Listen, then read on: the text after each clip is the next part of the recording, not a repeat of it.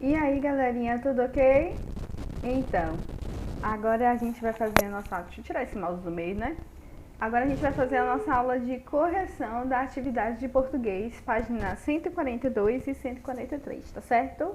Ainda é sobre o texto da velhinha que a gente fez na nossa aula, tá certo? Então, pega o lápis, o seu livro e nós vamos corrigir a atividade, ok? Ok.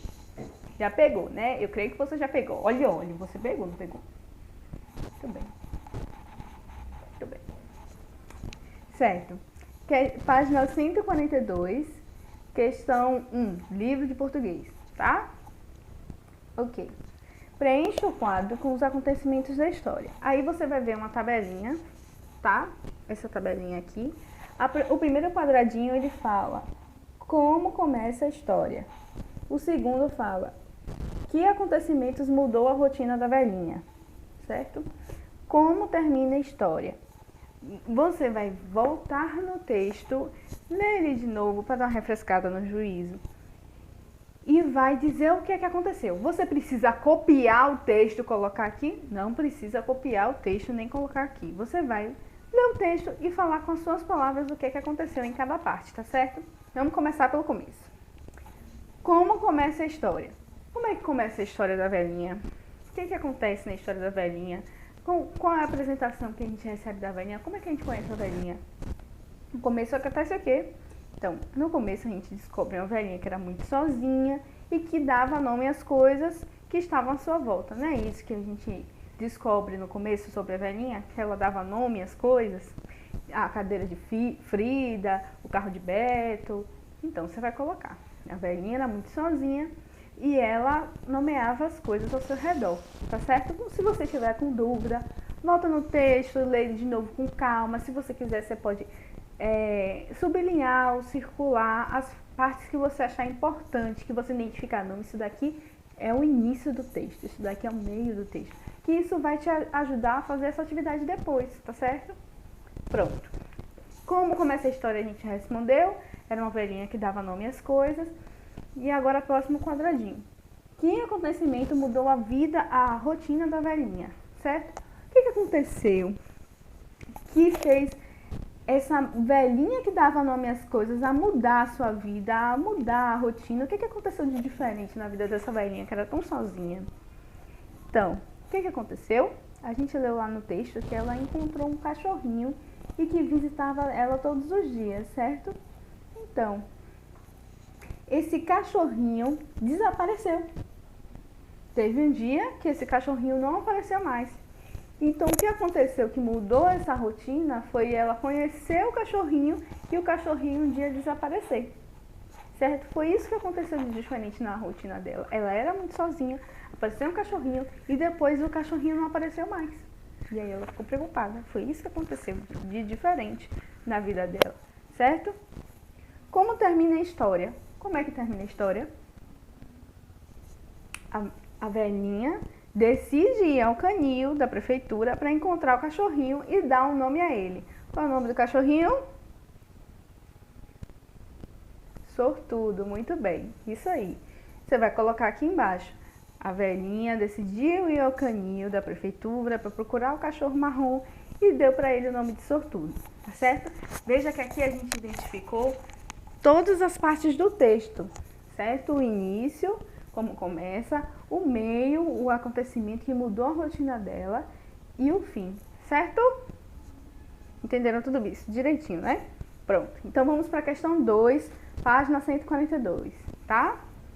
De acordo com a história que você leu, faça o que se pede. A história é a história da velhinha. Por que a velhinha dava nome às coisas? Lá na história, a gente descobre no quadradinho azul, lembra? Que essa velhinha era uma velhinha muito sozinha, certo? Então você vai voltar e vai descobrir no texto, naquela parte azul que eu disse que era importante para você, que ela era uma velhinha muito sozinha. E aí você vai colocar aqui, por que ela dava nome às coisas? Porque a velhinha se sentia muito sozinha, certo? Isso tudo a gente consegue entender, a gente consegue responder lendo o texto. Não adianta você ter assistido a aula em que eu li o texto para vocês e tal, e querer fazer a atividade sem ler o texto. Precisa ler o texto de novo. Mesmo que você tenha feito a outra atividade da página 141, vai fazer uma nova atividade sobre esse mesmo texto, leia o texto de novo. Tenha certeza que você entendeu tudo que o texto estava querendo dizer para você. Certo? Pronto. Questão 2, letra B. Marque com o X a alternativa que está de acordo com o texto. Ok? Tem um primeiro quadradinho. Um gatinho branco apareceu no portão do quintal. Foi isso que aconteceu na história? Um burrinho marrom apareceu no portão da fazenda. Tinha isso na história? Tinha burrinho na história? Um cachorrinho marrom apareceu no portão do jardim. Tinha cachorro na história? Tinha um cachorro na história. Muito bem. Você vai marcar o quadradinho do cachorrinho na história, certo? Um cachorro marrom apareceu no portão do jardim. Você marca com um xizinho aí.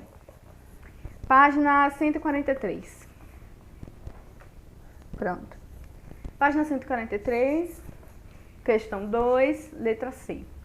Depois de algum tempo, o que aconteceu que deixou a velhinha triste? A velhinha era sozinha?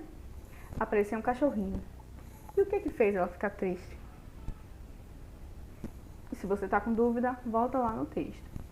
O cachorrinho marrom deixou de aparecer no portão da sua casa.